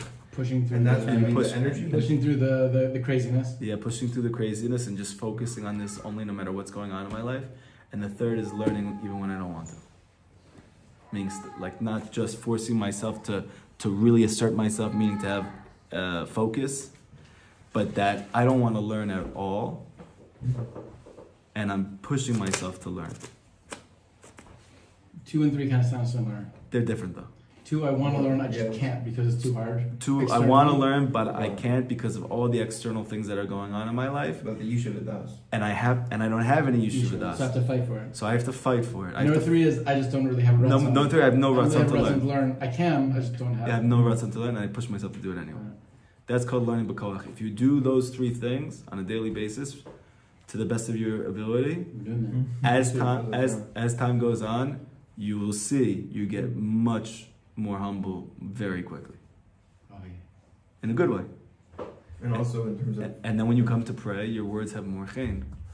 Also in terms of translating things, the rabbis is to translate things when you learn out loud, translate to your mama lesson. Yeah.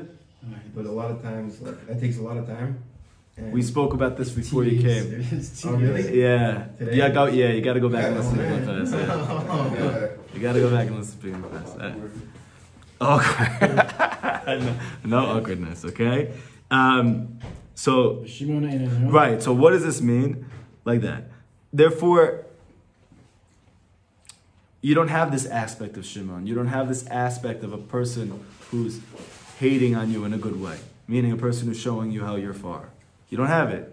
Why? Because you're not connected to the tzaddik and you don't have any chokhmah. So that's it. You just have Yediyas Torah. Okay? Ve'ed Binyamin tikachu.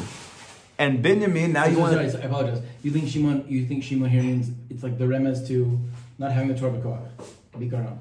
I'm just trying to bring it out how this theme is through all the lessons. Got it. Okay. And he's bringing it out in different ways. In this case, Shimon means getting your prayers answered. Saying you're not getting your prayers answered. Which Shimon is this whole Torah. Got it. Meaning, what do we say from the beginning? The non-Jewish world will only realize how great Hashem is when tefillah for Jewish people is like a home. When it goes from a mountain to a field to a home, which we spoke about in the beginning, which I brought it up in this type of way so that we could connect to it and make it real for us, and it gets more comfortable for us. But what it really means is that your prayers are getting answered more. Meaning when it's like a mountain, your prayers aren't getting answered as much. When it's like a field, they're getting answered more. And when it's like a home, they're always getting answered. Okay? Now what's causing you to do that? It's your attachment to Yosef within you and within the world. And what's allowing you to have that? It's Chokhmah, which means I have no ego. I have to first start there. To start there. Besides that, please put out your phones. Stop thinking about it. Yeah. But when you realize, that's what I was saying from the very beginning, when you realize that this is going to give you everything you want in your life, that's what Rabbi Nachman does. He makes you want to be egoless. It's not like when people try to humble you or insult you and then you're just like, every part of you just wants to kill that person. That's not what Rabbi Nachman's talking about. It's like, Rabbi Nachman's koach is, he makes you want to do this. Like, oh my gosh, yes, I don't want to get angry anymore all the time. And I don't want to be frustrated all the time. And I don't want to be scared all the time. And I don't want to be anxious all the time. And I don't want to feel like I'm not good enough all the time. I don't want any of those things. Rabbi Nachman says, good. You want to know why you feel like that? Because there's something which is haunting you and you have no idea what it is. It's called ego. So let's drop it for a second. And let's start from, I haven't done anything. Now come and learn. Oh, wow, that's amazing. I have to start working on that. Let me try. And then as soon as I start, I'm already attached to the tzaddik. And guess what? As soon as I'm already attached, Rav Natan says, you're getting a VIP card when you start to pray. Getting what? A VIP card. Hashem is going to answer your prayers even before you're holding in that place, because you're showing this is your version of the tzaddik, that you're trying to be attached to him. You want to be close to this part. And then as time goes on, you'll actually become more of a tzaddik. Right? And then, but it's... What's the main way to do that? Which part? To latch on to the tzaddik. Asking Hashem, saying it like verbally. You want to know the truth, or you want to know the truths? I think there's like a lot of different ways to do it. Oh, you said that, but what do you want? Do you want? Only about. Do you want what Rabbi Nachman says? Yeah. I called it. He says the ikr way to attach to the tzaddik is by loving him. Yeah, he has a Torah on that. Okay, good. And what does it mean when you love somebody? What's the nafkamina? I'm just Tmimus Pshitis. Okay, so I'm also just Tmimus Pshitis. That's my whole thing is Tmimus Pshitis. What does it mean when you love somebody? How do you show that? Ask your wife. Care about them. No. Ask your wife right now. You want to serve them. Honey. You want to give to them. Yeah. Yael. What does it mean that? If no one. What? No, one second. One second. No more the roasting block. What could he do? Not specifically. Don't get into specifics. Just generally. It is a theme. What could he do that makes you feel that he loves you? Takes me seriously. And what would that look like? Practically. What would the taking seriously look like? Would that mean, I'm just going to give you an example. Maybe what's important to me, he makes it important to him. So, even if he doesn't get it, right. He knows that it's important to me, so he'll push himself to do it. Like thank you. Did you hear that? Yeah. Okay, very good. Beautiful. So, is that... Wait. Rabbi Nachman says, what does it mean to have Yikasher to the tzaddik? To love him. You say to love him, that's true. But his wife just said, what is it? How do I know you really love me? Take me seriously. Take what that middle. Rabbi Nachman said. The other thing I said is to do is so Rabbi Nachman says that Hikashrut to Tzaddik is very simple. You do what I say. He says it just like that. You want to know what would be greater Hikashrut? You do that more. Now, what is that emblematic of? Your love for him. Because if you love him more, you'll take what he says more seriously. And if you take what he says more seriously, you'll do it. That's the sign that you love him more. Like when Rabbi Nachman saw Rav Natan, he said, I have 3 types of followers. I have followers that just come to the tish and they eat my leftovers, which that sounds gross for anybody who's secular and watching this. But in the Hasidic world, this is a very big thing. The tzaddik has bracha, he has specific blessing, and therefore, whatever he has left over, that's like his leftover, like spiritual madrega that is like hovering around him, and his Hasidim get to grab that just because they're connected to him. So they come to the tish, and they just take his leftovers, and he said, I have followers like that. He said, I also have Hasidim that they actually learn from me, meaning they learn my lessons. And he said, and then I have Hasidim that I'm burning in their heart. And he said to Rav Natan, I want you to be like those. So you tell me, what's that next level? Leftovers, learning the Torah, burning in my heart. What is burning in my heart? What did Rav Natan do that nobody else did?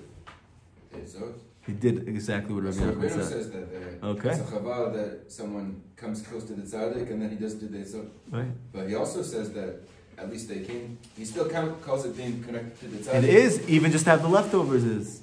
Right. There's a guy who like murdered people and then he's tried by Uman and he said Rabbi Nachman is a joke and then like Hashem ripped him and then Rabbi Nachman ripped him out of hell. He said you can't put him there. That's my chassid. Okay, so now think about us, that we're getting together every week and we're really trying the best that we can just to, schlep ourselves together to do this thing. Like, how much more that Rabbi Nachman holds that we're his chassid? Like, it's an amazing thing. It mamish makes you, it's a profound thing. Like, I still think there's got to be a distinction between loving him and doing his Eitzot. So I understand and agree that a direct outcome of caring about someone, loving them, is taking them seriously and following them. But Some people are broken people. That just love Rabbi Nachman. And okay, so okay. It's like a chicken and egg thing. One causes the other causes the other one. And okay, listen. So they're not everyone has their madrega, and everyone can do what they can do to the best of their ability. Right. But Rabbi Nachman is saying, but everyone has to do it to the best of their ability. For sure. Right. So that's called you loving me, and he knows what that is. So like we spoke about last class, for that was Beryl the tailor. So he loved Rabbi Nachman deeply. And the way that he did it was his life. That was the best that he could do. And that's why he felt that he loved him. Right? But ultimately, and you're going to see this when you get married. Amen. Which should be soon. Amen. To the right person. Amen. Every woman feels like that. When you ask a guy, what's your love language? He's going to say, oh, when my wife compliments me. Oh, when my wife makes me dinner, like the dinner that I like on Shabbat. When she says, I'm take an hour to yourself, go do whatever you want. Like that shows me she loves me. That's not anybody's wife's love language. Wife's love language is always the same. They take what I say seriously and they do the things that are important to me. And when you do those things for your wife, they feel like you love them. And when you don't, they don't. And you could tell them from today until tomorrow, but honey, I love you. I promise you I love you. I know I'm not doing what you asked me to, but I really, really, really do love you. They'll say, okay, and they won't believe you. What about the opposite? Is someone able to do those things without loving his wife, irrespective of the fact that he listens to her? You can't go through theoretically, but you can't do this with Rabbi Nachman. That's what I'm saying. You can't. Love is like... No, but I'm saying his eitzot or su, it's not like taking out the trash. It's something very, very... To do anything Rabbi Nachman says, you could just celebrate that the rest of the day. Like if you really get an hour of Iboded, be'emet, you could literally for 23 hours just celebrate.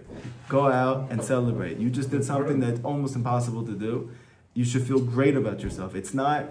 when your wife asks you to take out the trash, you just have to develop humility to be able to do it. That's something different. This is much deeper than that. Right. I think the positive effect of taking out the trash is not the trash is out, but the positive effect you feel for Rabbi Nachman is like another level. No, so with your wife, taking the trash out for her, it's the actual fact. And that for you, in your relationship. For you, it's the fact that you showed your wife that you loved her.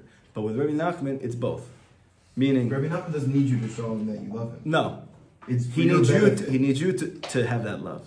Well, the language of the the ones like the one about the Shin Daled Tamid Chacham, and the other part, which is the good part, is you want to the language like you kiss yourself with the tzaddik, which I always didn't understand. It's like you kiss yourself with the tzaddik. I always was like if there's a holy version of kissing, but kissing the tzaddik. No, it's like you kiss yourself with the tzaddik, meaning he wants.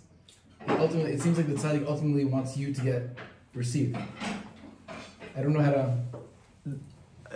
The tzaddik is kivachol. He's taken on the bechina of a pure giver. Rabbi Nachman didn't want nothing for himself. When a person becomes the tzaddik emet, whoever that is, he takes on that part that's godly. What's the part that's godly? I don't need anything for myself. I don't want anything for myself. Everything I do is for you.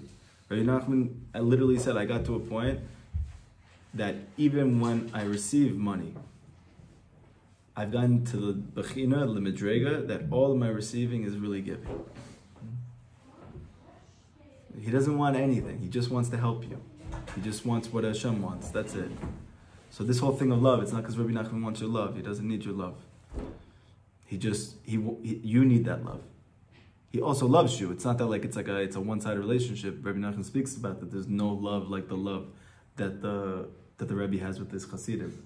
Between both of them, it's equal, right? But at the same time, you need that love, just like you need that love for Hashem, right? What's going to happen me actually do these mitzvot? It's the same exact thing. That love is going to push me to do these mitzvahs that I'm like, I don't know if it makes sense for me tomorrow to get up that early.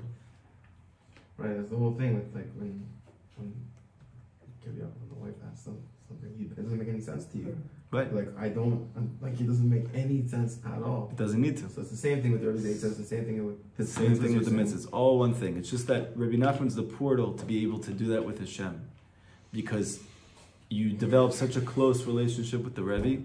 You feel his love so much. You feel that connection. You hear his words. You hear him speaking to your heart. and you develop this bond that's literally unbreakable.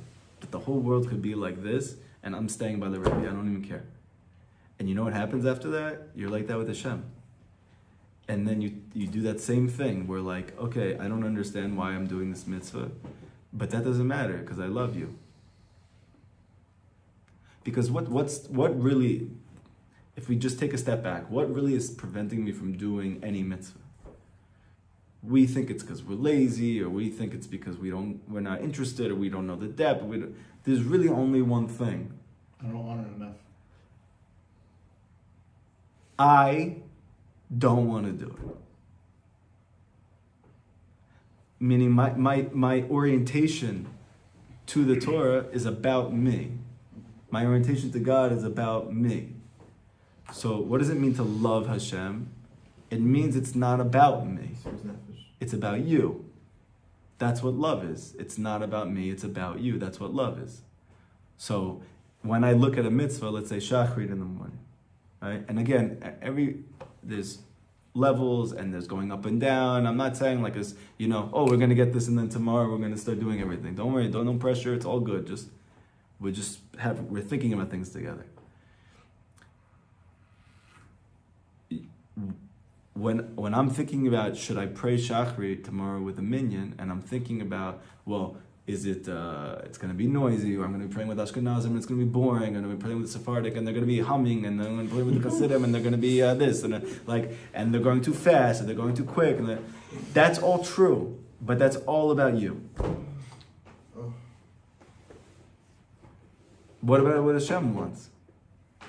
Did I sleep enough? Right, Hashem wants you to.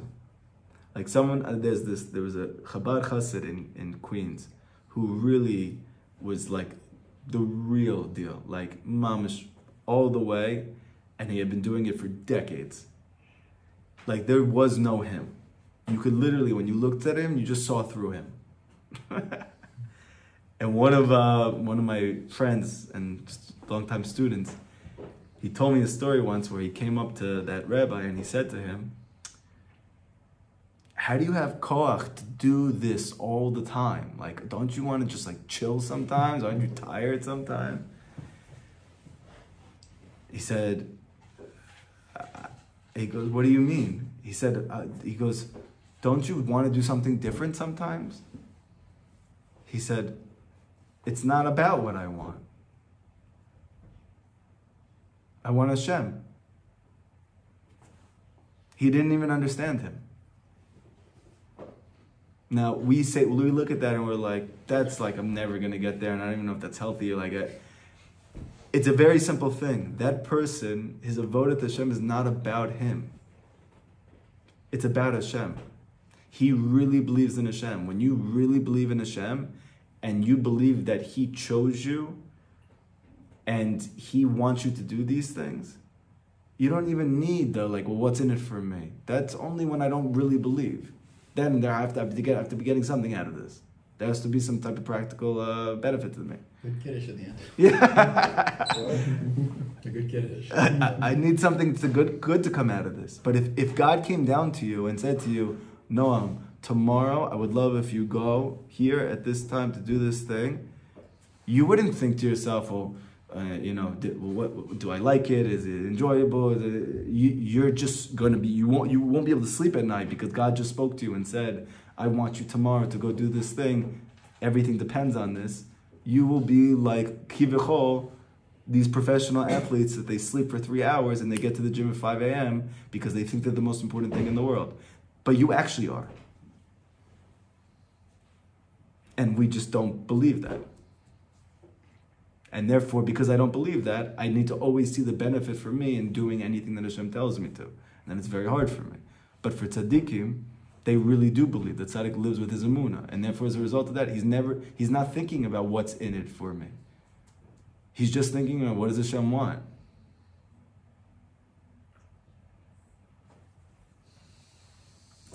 So then the student said to him, well, what about Avram Avinu?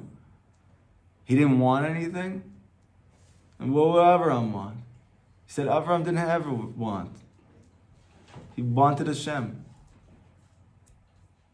That was his ratzon. His ratzon was Hashem's ratzon. Whatever Hashem's ratzon, that was his ratzon.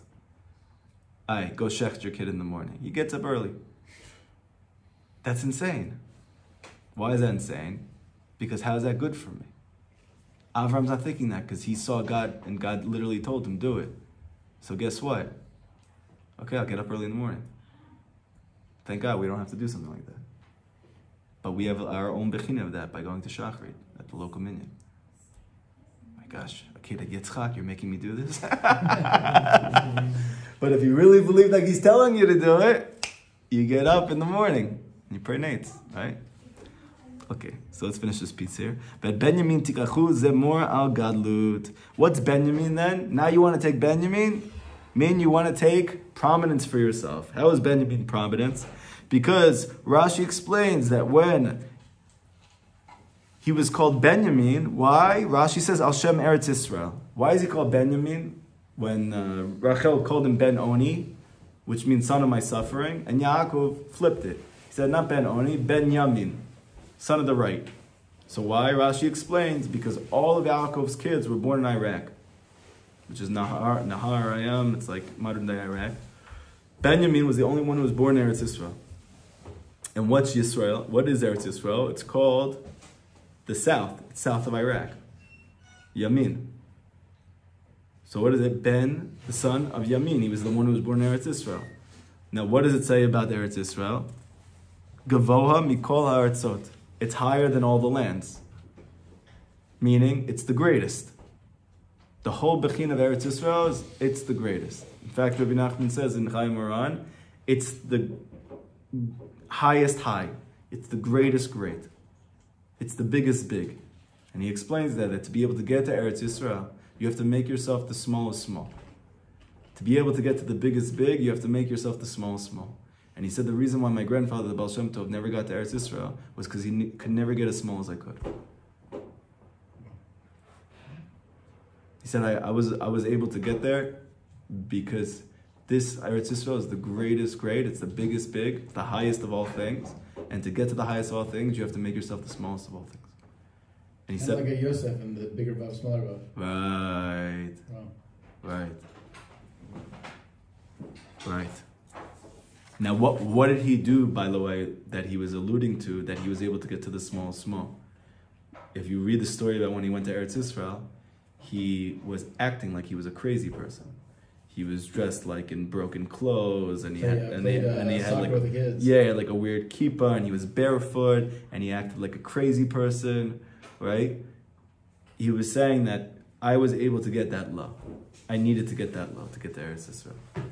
So my grandfather wasn't able to get that low. And he needed to do that to get to Eretz Yisrael. He said, but now that I got there, it's going to be easier for everybody to get there. And by the way, he took a path that from Odessa that nobody took because it was the most dangerous thing. And after that, everyone started taking that path. Meaning not even related to Judaism, religion. But that path became open and people were able to go there easily after that. That's what Rabbi Nachman said. He said, now that I went there, it's going to be much easier for you guys to all do it. So too, even before he passed away, he said, I don't know what you guys are worried about. I'm going first. Meaning, I do all the hard stuff. And I give you, you can do it now. Like the fact that Noam just made Aliyah, and I just made Aliyah, and even though we might have thought wow, that was the hardest thing in the world, I had to tell my parents, and it was I was turning on the inside and I couldn't sleep, and that wasn't what Rabbi Nachman went through though. Rabbi Nachman was captured by pirates on a boat. Right, that's something different. He literally was contemplating, what would my life be like if I live on a non-Jewish piece of land the rest of my life where nobody knows who I am and I can't keep any of the mitzvahs. And he literally had to come to some type of conclusion about what he could do in that place to serve Hashem, which was not doing any of the mitzvahs. It involved not doing any of the mitzvot. And he got himself okay with it by the end. Okay, that's what I'm gonna do when I'm in that place. We didn't have that. Not that he wasn't gonna do any of the mitzvot. No, he wasn't gonna be able to learn Torah. He wasn't gonna be able to do all of these things. So in that case, what would he be doing to serve Hashem? And he came up with a whole game plan. This is how I could serve Hashem the rest of my life in that place. And Baruch Hashem, Hashem saved his life. Okay, you would think so, but he was going to be a slave. They were going to capture him. Then he might have to literally, he literally can't do nothing. Yeah. Oh, that part. Yeah. He was like, oh, he was like hang out on an island by himself. I'm like, that's not the worst thing in the world. Right. That he wouldn't be his own master. Right. And there's all types of stories about, like, when Rabbi Nachman got to Eretz Yisrael, there's a cave where the Zohar speaks about there's a Yanuka. There was a special child there, and he's buried there.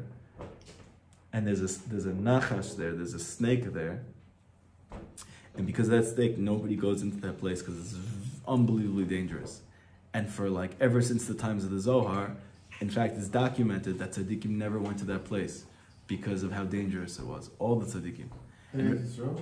In Eretz Yisrael. Yeah, talks about it. Yeah. And Rabbi Nachman just like walked over there and just like walked right into the cave and then came out.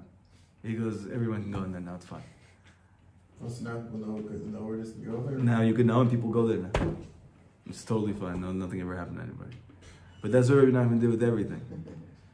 That's why Rabbi Nachman used to say crazy stuff, like seemingly crazy stuff. Like he'd be like, he went to a place and he said, if people really knew what I was doing here, what I'm doing for people, they would kiss every single step that I took.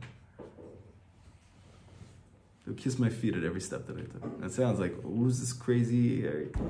But if you realize, like, we are only all able to make Aliyah in the 1950s moving on because Rabbi Nachman decided to go in the middle of the Napoleon Wars in the 1800s, then be like, wow, yeah.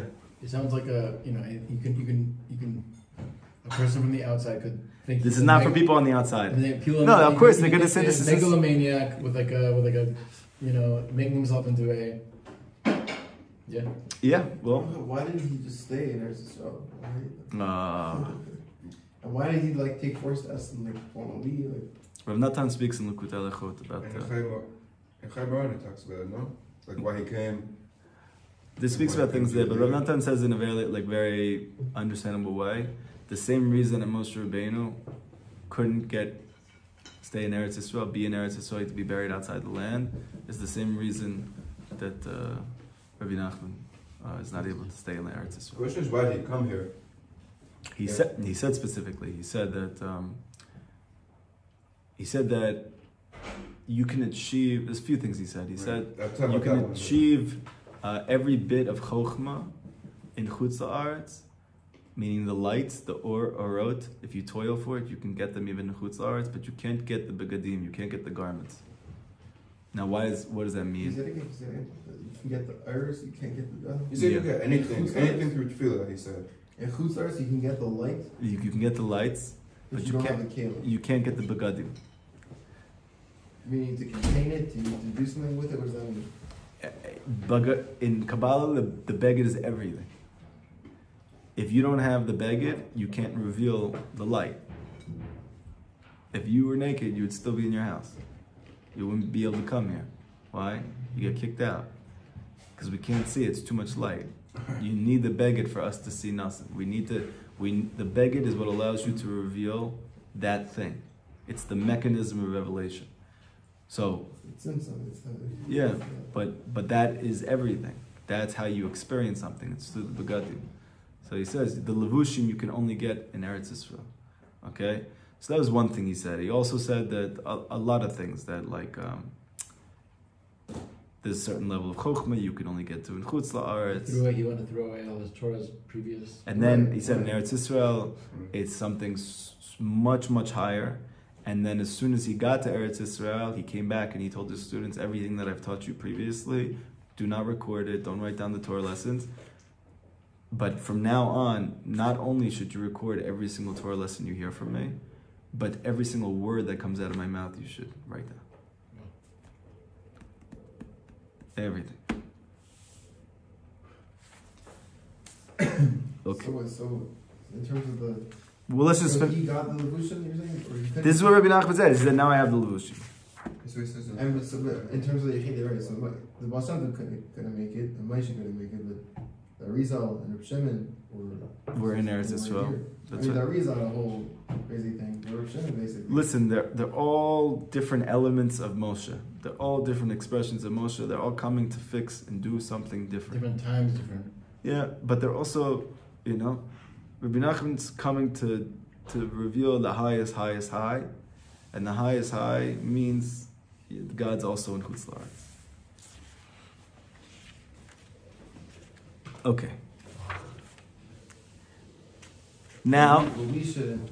Like, we should No. do what we can to be here. no, you should do everything that you can to be here, and he's the one who has to make the determination for him, but nobody else. He says, don't copy me in this. You should all go to Eretz Yisrael. What are the people that their eyes are they don't feel that way about Eretz Yisrael. They don't feel. Okay, so that's where Hikash Tzaddik comes in. Even for me, that I wanted to be in Eretz Yisrael, even if I didn't, I still would have tried to come here, because Rabbi Nachman said to. That's this whole thing. It starts with realizing that I don't know. And then when I don't know, then I can connect to the tzaddik. And then when I can connect, I can do the eitzes and I can get my prayers heard, and I can start to see that with every eitzah my life gets better. And with every avoda that I genuinely apply myself to, the quality of my life increases. And then, you start with Hibodadut, and then you start learning his Torahs, and then maybe you even start doing Schichut Averim, and then with every step, Tamimus, and you're like, wow, my life is better, like I'm happier, and like this and that, and this and that, and well, everything is just improving. And all these ways. And then you get to Rabbi Nachman saying, and every Jew should yearn to live in the land of Israel. You're like, I don't know about that, right? Okay, but you have enough evidence to know he was right about everything else. So if he's right about those things, I may not understand now how he's right this thing, but I'm ready to take the leap of even when I don't understand. That's the idea of making yourself smaller. Yes. Small. Yes. Okay, this is Benjamin, on the fact that he came from Eretz Yisrael. The Eretz Yisrael hu gavoa mikol haaretz. It's higher than all the lands. Meaning, lo dai she'en lachem kol lebechinot halalu. Im kol zeh. It's not enough that you have removed all of these levels of the seichel, of the intellect, of Yaakov, of rebuke, that you've removed Yosef, the Brit, the one who fixes everything, the one who rectifies all that's broken, and Shimon, meaning your ability to get your prayers. It's not enough that you took all that away from yourself. You're even taking Benjamin, meaning you're saying you have all those things. It's not enough that you literally have removed every bechina from you, but you literally are putting on a facade like you're a tzaddik. Benjamin. The Ed Benjamin tikachu. She'atem lochim la'atzmechem gadlut. That you're taking for yourself gadlut. Meaning, d'sayem ha'seichel mochiach otam. That you are causing the seichel, which is the one who's mochiach, to leave you. Alai ayuk chulana. Ki hakol nofel alai. Everything falls on me. Because oh mitga'eh chochmatol mistaleket mimenu. Why? Because all who are arrogant, their wisdom leaves them. Just through that arrogance, we lose all these. We lose everything. That's why I always tell you, a Breslover is someone who's humble. That's what a Breslover is. You want all these different things, it all starts with humility. It starts with humility, it ends with humility. It's all about humility. For the person who's very far, they need to be humble enough to believe that when Rabbi Nachman says that they're not Nebuch and they're actually very close to Hashem, they just don't experience it, they're humble enough to believe him. No, the humble like truth. Yeah. The humility of truth. The humility of truth. And the person who thinks he's very far, he needs to have the humility that when Rabbi Nachman shows him that he's not, to go with that. To go with it. No matter where you're holding, though, it's the same humility, and that humility brings every other thing. And the Ramban also says that in that letter that I'm talking about. He says, listen to the Chacha of your Abba, meaning Chochma, and the Torah of your Ima. Why? Because Torah, Kabbalah comes from Bina. Okay? And then he explains to his son, what is the main, what's the main quality you should be trying to acquire, to cultivate? He says, Anava. He says, the greatest quality of all qualities, and every good quality comes from that quality. It says, through Anava, you'll get to Yirat Hashem, right? And like all these different things, right? Humility. You started talking about the very first thing you said was Yesh. So we're here to move out to Yesh. And I remember, Shayo Lamot, 310 worlds. Is that anything at all related? I was just learning something about this. You're going to cry? No. Why? You're going to hold it against me? You're going to bring out something cool.